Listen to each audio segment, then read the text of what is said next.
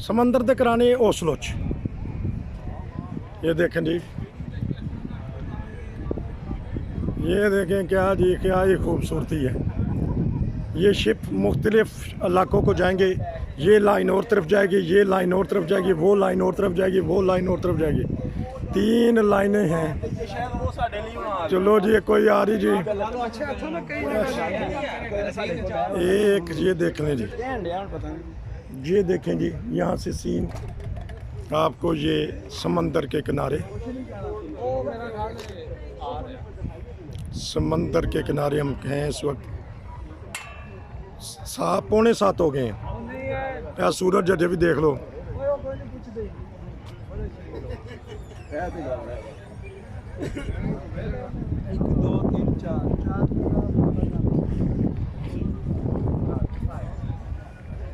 लो जी, वफद दे लोग सस्ता रहे ने, आराम कर रहे ने और शिप का इंतजार कर रहे ने।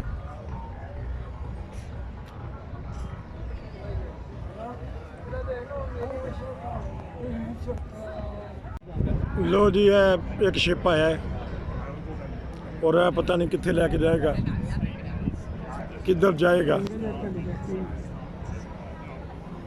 लगता है होर पासे आए कि जाएगा।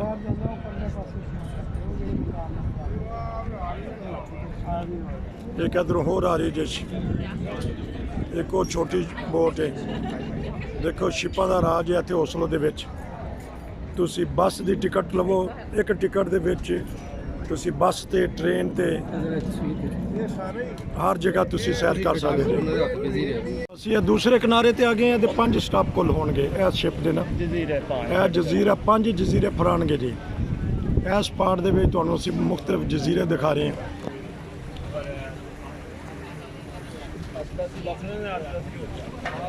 ਇਹ देख लो, कुछ पब्लिक उतरेगी, कुछ चढ़ रही है, कुछ उतर रही है।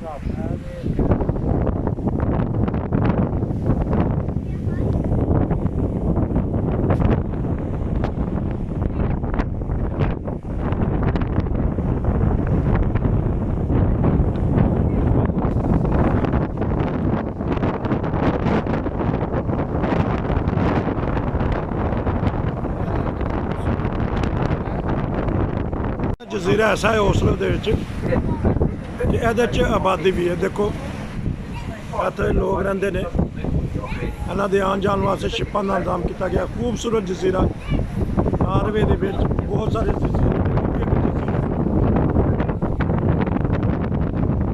ओस्लो शहर।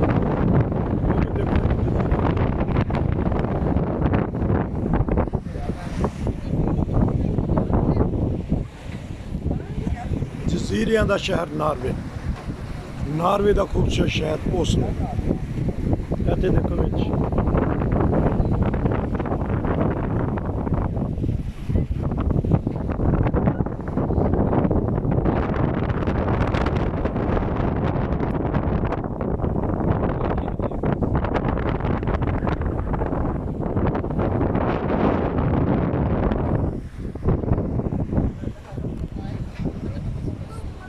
खूबसूरत इलाके।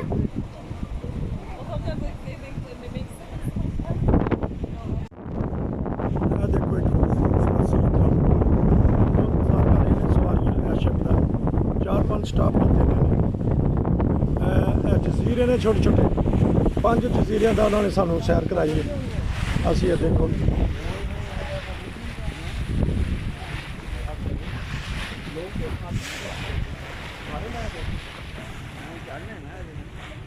देखो यह जजीरे चो लोग इंजॉय करके सारा दिन। यह हुण शाम के 7:30-8 बज रहे हैं ते इत्थे आउणगे। जजीरे तो सैर सपाटे करके इंजॉय करके भी सीन एक तुहानूं दिखाना सी। गहरा समंदर है, नॉर्मल नहीं है, गहरा समंदर। शिप के विच तुसीं सैर करोगे, यह सवारियां इंतजार कर रही हैं।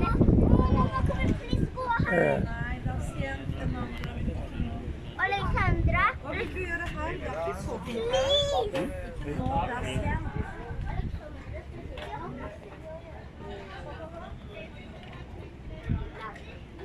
ये देखो कैसा एंजॉय किया जा रहा है। यह भी एक सीन है। Alexandra, Alexandra.